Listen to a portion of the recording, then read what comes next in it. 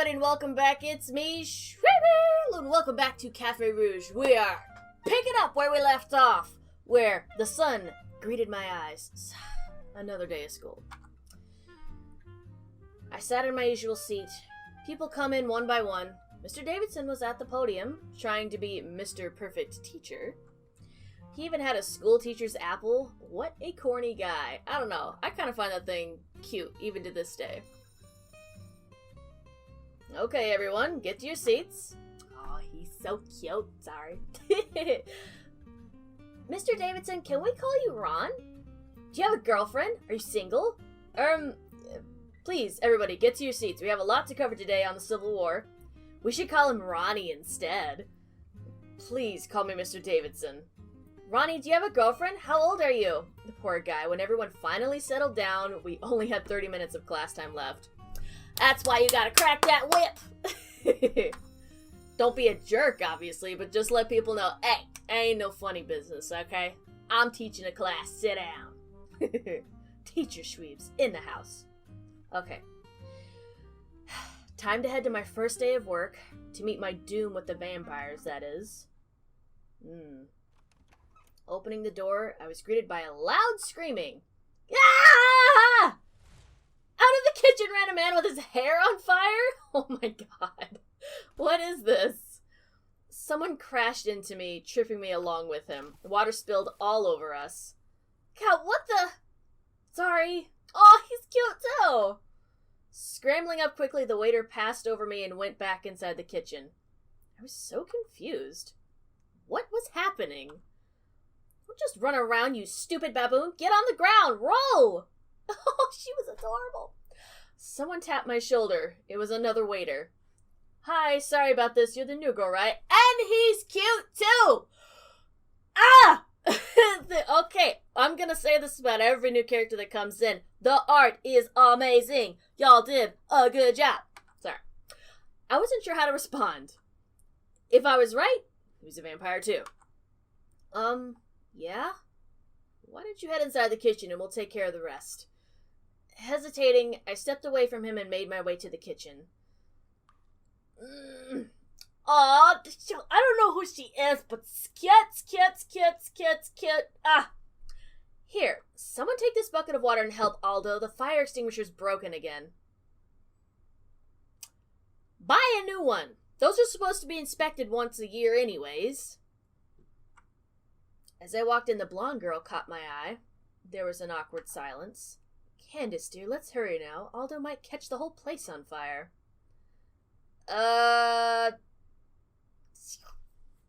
Take the bucket, I guess. I don't know. Try to get on her good side at least. Show that you're working. Strutting over to the two waitresses, I looked over at Candace and held out my hand. Just give it to me. I'll do it. She blinked. Narrowing her eyes, she shoved the bucket of water into my hands. Don't come back here looking for another bucket. Ignoring her, I burst out of the kitchen door. Just wanna... Yeah! Make it stop! Make it stop! Tossing the bucket, the water poured down, drowning the fire. Everybody in the room stopped, their panic settling down. Panting, I set the bucket down and took a breather. Hello? Silence filled the room. Everybody turned to stare my way. The same waiter from earlier broke the silence. Hello, new girl. Another silent pause. It was getting too awkward. Thought vampires didn't come out during the day. Everyone, oh, why would you say that? And the fire sound effect is currently stuck. Oops. Mate, you know what it is? They're staring at me because there's just this huge fire right behind me. That's what it is. Everybody burst into laughter. Did I break the ice? Just because we aren't normal like you doesn't mean we're bloodthirsty monsters. He walked over to me and raised his hand for a handshake. My name's Christopher. Well, call me Chris. Isis, right? I nod. Welcome to Café Rouge. I'm the bartender, and I'll be giving you employee training today. Employee training? Yes, you didn't think we'd let a first-timer like you go off and do whatever you want, right? We have a lot to teach you. Isn't that right, everyone? Everyone nodded their heads. Well, at least they are a jovial bunch, though I am curious about who was there the night before and ignoring me. Rude bunches of people, you. Alright then, chop chop everyone, get back to work. With a clap of his hands, everyone dispersed. Now Isis, before we start, do you have any more questions? Just vampire questions. Do you sleep in coffins? Chris paused. I could tell he was holding in his laughter. No. Are you afraid of the cross? No. Is it true that you can't see yourself in the mirror? I never heard of that one, but that would sure be inconvenient considering I have to put my hair gel on every morning. A vampire putting on hair gel? That's a first. Is that really a first when you know nothing about them? Know what I mean? Because that's just like Hollywood stuff. Let's say vampires actually do exist, which there's always the possibility. Anything is possible. Who's to say that they wouldn't be just like your average Joe, except maybe the drinking the blood thing. Do you drink blood? Letting out a quiet chuckle, Chris ruffled my hair. Let me just tell you the basic logistics of us vampires so you won't freak out. We're not monsters, or zombies, or another species even. We're human, just like you. We eat, sleep, function just like normal human beings. Except for the fact that we can only function with food, water, and blood, our three basic food groups for our race. So no, we're not immortal, but we do live 1,000 years compared to the 100-year lifespan of a human being. And no, we will not be killing you or sucking your blood. So, does that answer all your questions, kiddo? It took me a while to absorb all that. Actually, I still didn't catch everything he said. And there was one very important question he missed.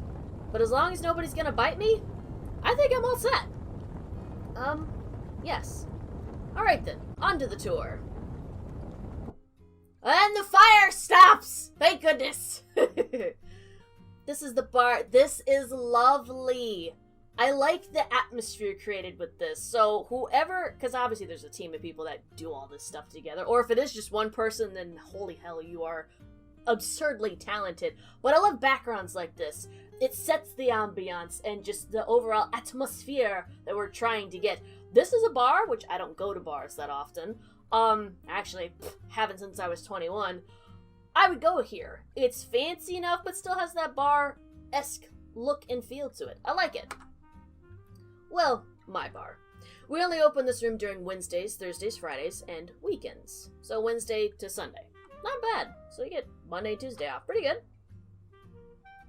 Here's the dining hall, the main gallery, if you may say so. Oh, there's Errol. Okay, Chris, Errol, I'll figure out all the names eventually. As we walked over, the waiter tossed out the tablecloth, almost hitting us. Oops, sorry there. Isis, Errol, Isis. Pleasure to meet you. Hello. Errol bowed his head and went back to work. Errol, he doesn't talk much, but he's really nice once you get to know him. Now on to the next area. Fancy.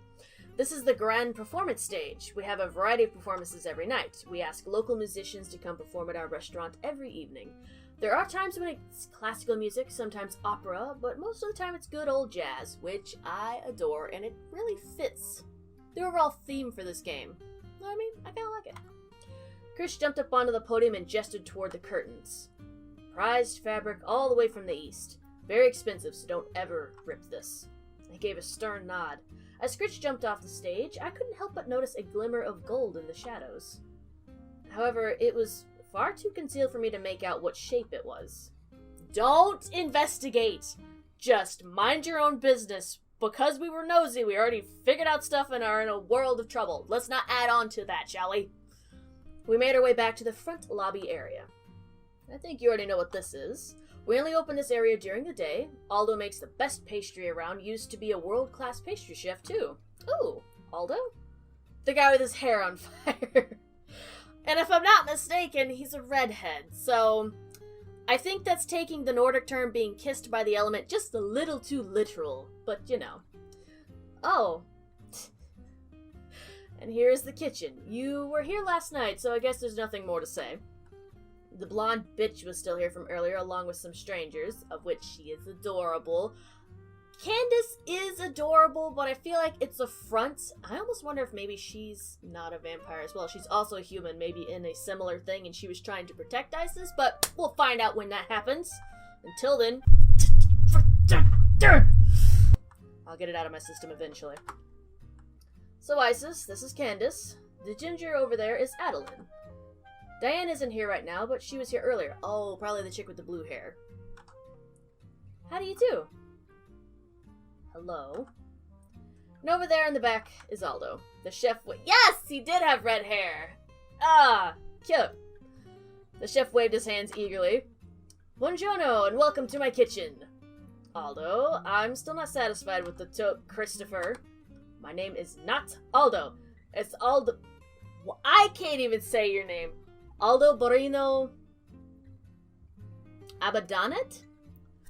If I butchered that, I do sincerely apologize. I'm gonna be stuck calling you Aldo as well.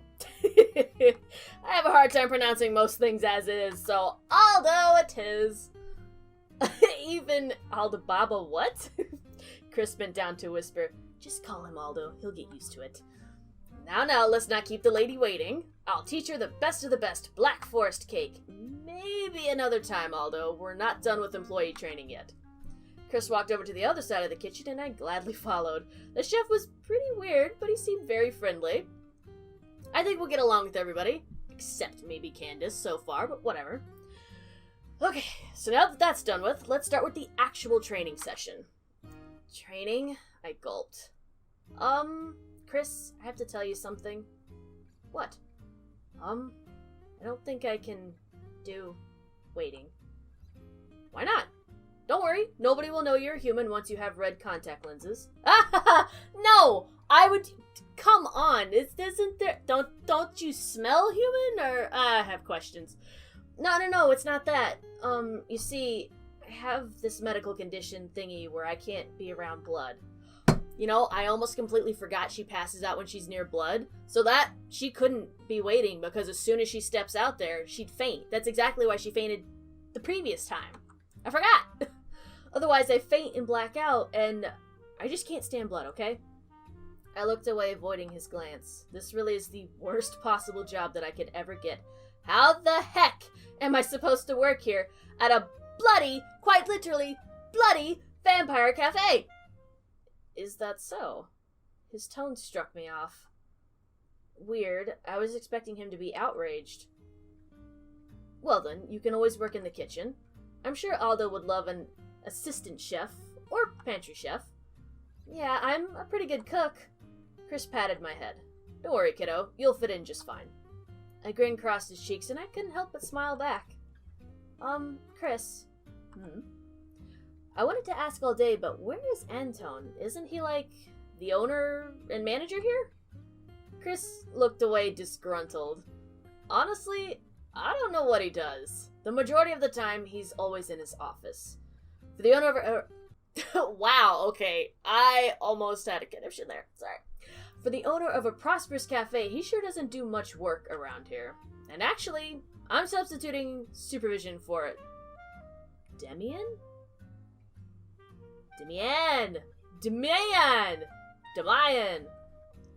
Demi. If I can't say her name, you're getting a nickname. Demi? He's away right now on a business trip. He's Antone's substitute, who I'm substituting for right now. He let out a frustrated sigh. Anyway, you'll meet him soon. Why don't you go over to Aldo? He'll teach you the knickknacks of the kitchen. My portion of the employee training is over. Chris waved goodbye and made his way out of the kitchen door. Aldo? Yes, Fraulein? Oh, is he... Fraulein. German? I don't know, because I thought... Oh, maybe... Because I thought it was a little bit of French at first. Maybe he's just well-traveled. But Fraulein is German, I know that. I forget what it means. You'd think I'd remember... I can't remember my German studies. It looks like I'm your assistant. Perfetto. Let me teach you Black Forests.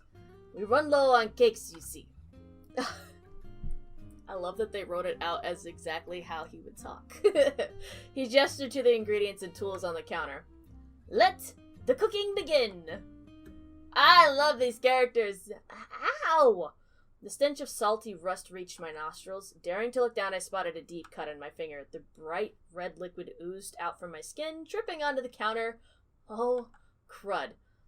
By then, everybody left the kitchen. Alone, I looked around for a napkin or something to wipe the blood off. I should probably clean up the counter while I'm at it. But everyone was in the lobby. What's going on out there? Looking around, there were a couple of paper towels in the upper shelf. My arm reached up.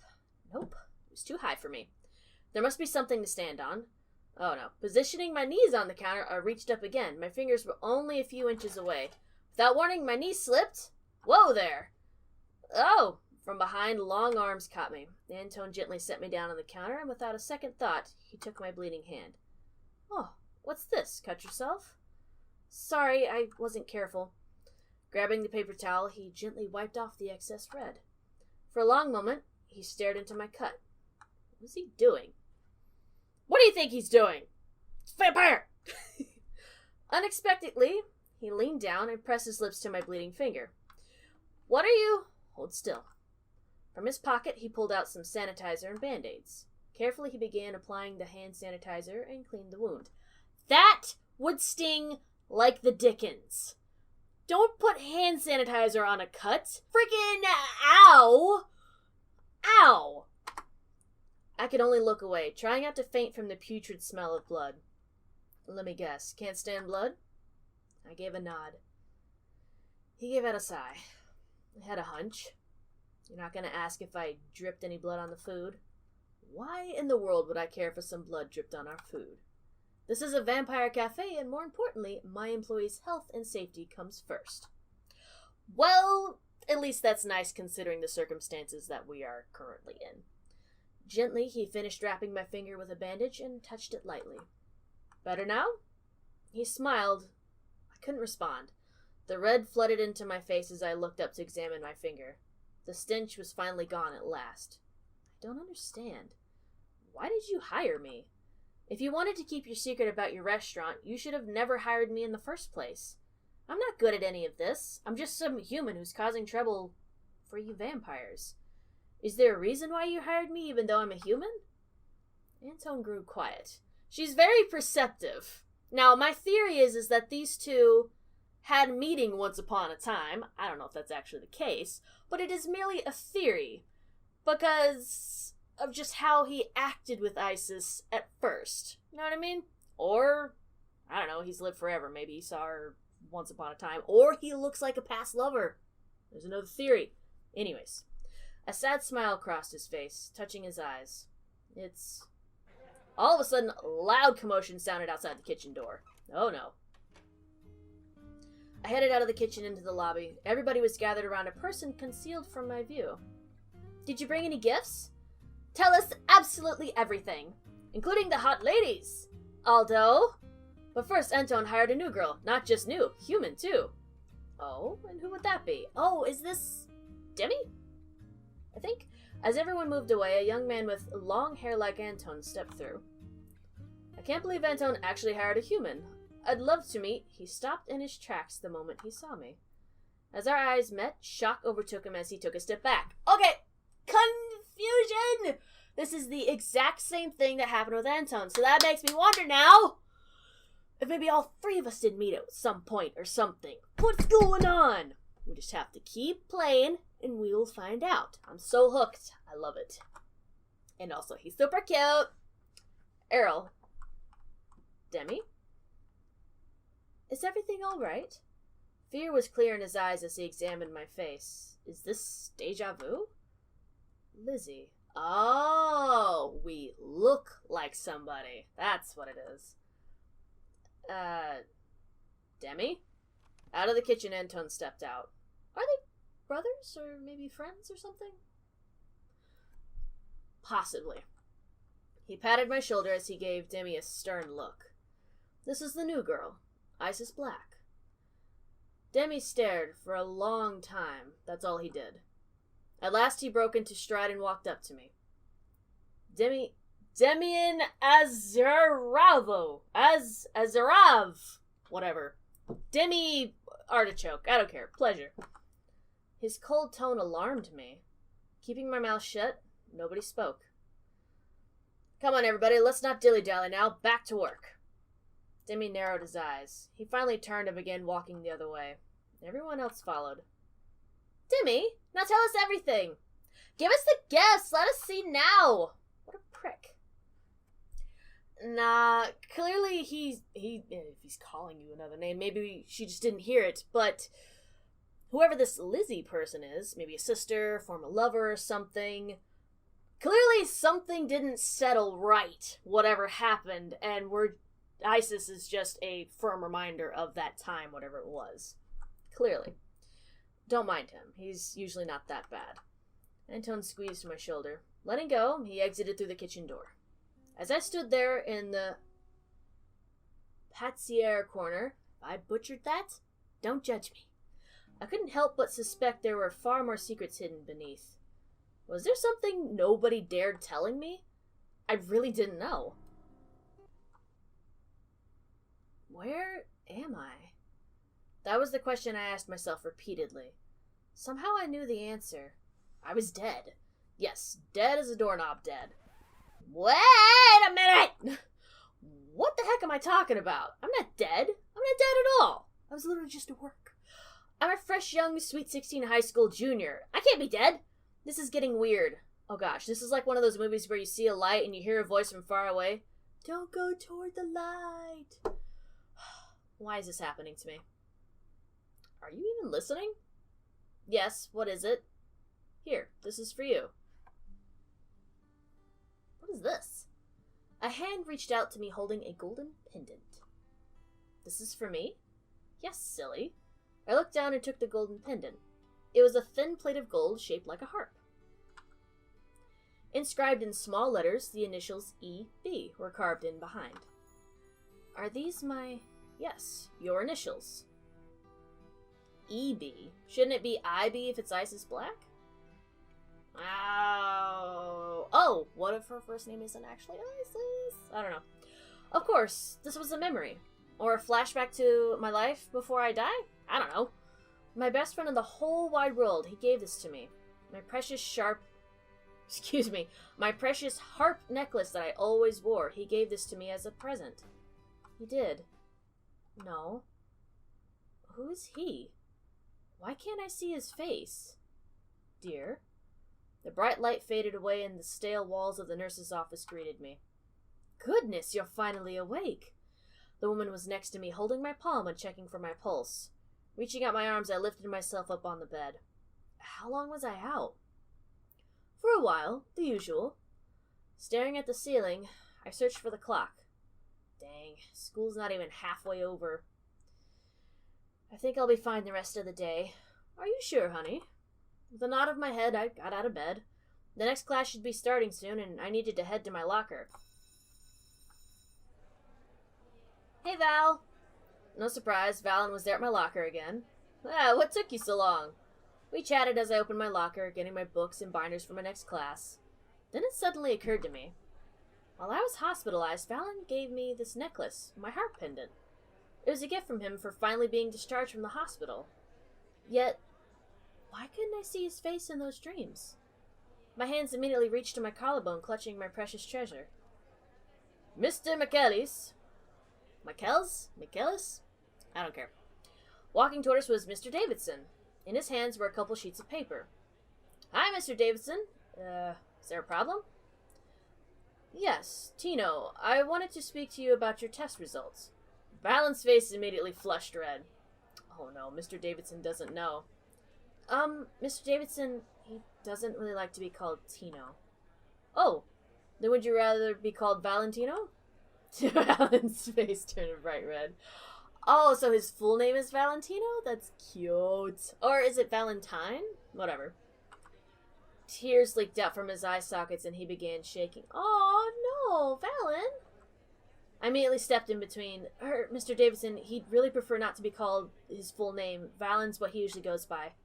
Without any warning, Valen dashed and ran the other direction. Val, wait! He turned around the corner. The poor guy. Oh, I guess an apology won't do now. I gave out a sigh. This always happens. Poor Valen. I have a feeling he's got something to do. Either he was extremely bullied or something to do with parents, maybe? Anyway, Miss Black, you forgot to take your form for the Georgia field trip. Field trip? Yes, the history department is planning their annual trip for the juniors, didn't you know? Oh, that's right, the annual history trip to Georgia. It's the week-long trip juniors take all the way down to the south. to visit old mansions and cotton plantations and other old Georgia monuments during the Civil War. Kind of a field trip is that? We never went states away. I think the coolest field trip I ever went on when I still lived in Virginia Beach, we went to Williamsburg, the Busch Gardens, where it had roller coasters, rides, souvenir shops, or whatever. We were only there for a day. We obviously had to get all kinds of parents and chaperones and whatever, and we broke off into groups of 5 or 6 kids to 1 adult. We had a freaking blast. We went on every roller coaster ride. Heck yeah. Here's the form. We just need a check and signature from your parents. I took the sheet of paper in my hands. Honestly, I wasn't sure if I should go. Okay, thanks for getting me the form, Mr. Davidson. Because of her medical condition, I don't know if she should go either. And then also considering how her parents act towards her, I don't think they'd sign it or give her money to go in the first place. And, not to mention the job she currently has right now, don't know if they'd let that go either. Just saying. Well, maybe a break from the cafe would do me good. Working too much might be unhealthy, especially since my coworkers are vampires. Alright, but the deadline's soon. Make sure you get the check and form to me by Friday. Turning around, Mr. Davidson began walking the other direction and left. Time to go to work. It was another usual day. Everybody was cleaning and setting things up while I closed the door behind me. With nothing to do, I headed inside the kitchen. Bonjour, mademoiselle. Okay, so, yeah, it is French and German. Don't sit there and confuse me, Aldo. He's gotta just be super well traveled. Good grief. Ready for today's menu? We got a lot to prepare today. I'm always in the kitchen. Maybe a change of scenery will do me some good. Nah. I think for now, let's just continue to help Aldo. Because we are still super new at this. Maybe we should hone in on our craft. As much as I'd like to help others, at least we're getting along with Aldo. Know what I mean? Another day in the kitchen won't do me too bad. Besides, Aldo's pretty bearable. Alright, Aldo, what do you want me to do today? You're not going to do anything in the kitchen today. I whip my head around. Oh. Well, excuse me. What? A figure emerged from the shadows of the dark stairwell, and to my letdown, it was Demi. Ah, Demi, I was just about to start preparing appetizers. Oh, I know. Go ahead. He grabbed my arm and yanked me toward him roughly. Whoa, excuse me! Manager or not, you ain't my daddy. Don't put your hands on me like that. Buskuse me. We can't have the new girl wasting her time in the kitchen. She needs to learn with the others. But Demi, she's best here. What are you saying? You don't want to work here? Otto's mouth gaped open, raising his hand in midair. It looked like he wanted to say something more. But at last, he backed down, walking the other direction. Demi yanked my arm. You're coming with me. Well then, he jerked me along as we arrived at the main dining hall. My arm was beginning to hurt, but I didn't dare say anything. I would have said something! Sorry, I'll behave. What was he gonna do? I needed to tell him about my medical condition. When I finally thought he'd let me go, Demi suddenly yanked me down, throwing me to the ground. Get up. Afraid to anger him, I scrambled up quickly. Now pour this. He almost slammed a bottle of red wine down on a table. No, not red wine. It was... I don't think I can do... You don't want to do your job? With no other choice, I reached toward the bottle of blood. My hand shook at the sight of the putrid red liquid. Now pour it in these. He gestured toward a line of wine glasses. Gulping, I looked away as I popped open the corkscrew. The familiar stench of rust and salt reached my nostrils, and almost immediately my stomach churned and I grew queasy. Taking a step back, my knees felt wobbly. What are you waiting for? Pour! Shaking, I felt my hands give in as I almost dropped a bottle of blood. Thankfully, my grip returned as I clutched the bottle tightly. I had to do it. It was my job, and Demi was my supervisor. Carefully, I approached the table. Well, what are you waiting for? Pour already! I took a deep breath and tilted the bottle downwards. I began pouring the bloody red liquid into the wine glass. The splashes of red looked so disgustingly putrid I wanted to puke. Closing my eyes, I refused to look, turning my face away. Oi, oi, oi, stop! That's too much! The glass overfilled and spilled. Opening my eyes, I quickly pulled back my hands. My fingers were covered in blood. The bottle fell to the ground and shattered. A pool of blood flooded across the floor. Now look what you've done. You couldn't even pour one glass? That wasn't the only problem now. I could feel my body give in to the sight of red.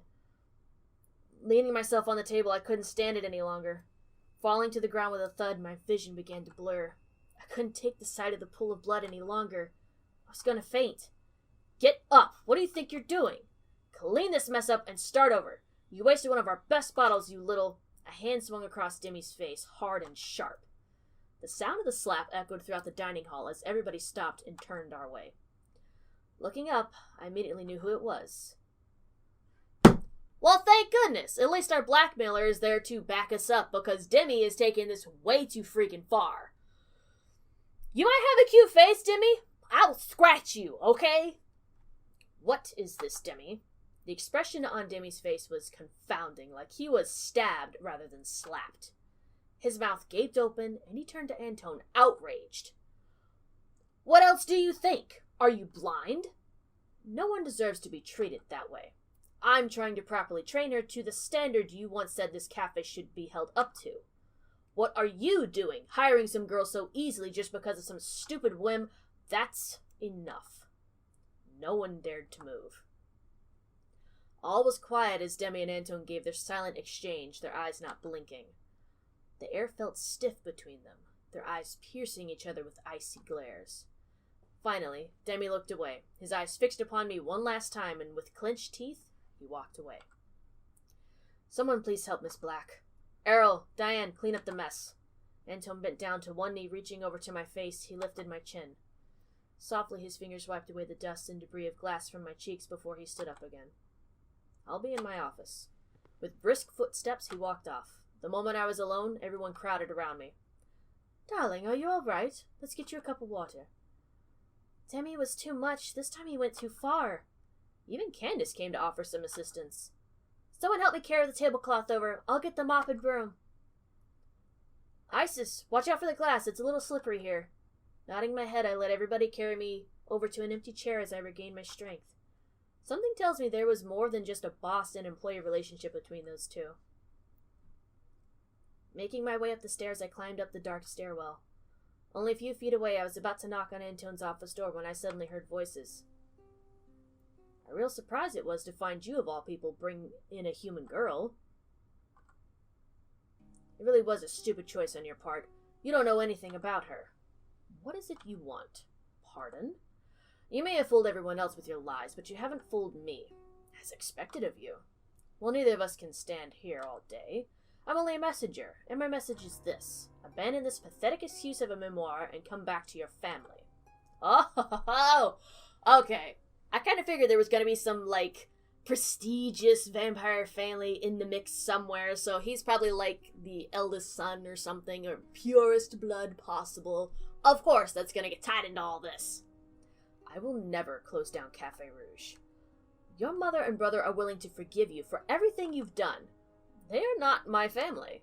You really should set aside your pride, you know. It's not good for anybody, especially for your little Lizzie. Antone suddenly jolted out of his seat, grabbing the concealed figure by the collar. She's just human. Involving innocent bystanders breaks the vampire code. Now, Anthony. I'm assuming it's a girl. I have no idea. We wouldn't want anything happening to your little employee now, do we? Slowly, Antone loosened his grip on the collar. He slumped back into his seat and a sigh escaped from his lungs. Get out of my office. Oh no, I had to hide. Well, a little slice of heaven for Café Rouge isn't as prestigious and heavenly as we thought it is. Apparently, somebody's here causing all kinds of ruckus, and Antone, can't really refute them.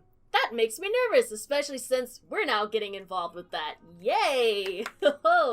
Yeah, really curious to see how that's going to play out. But anyways, thank you all so much for watching. I hope you guys enjoyed.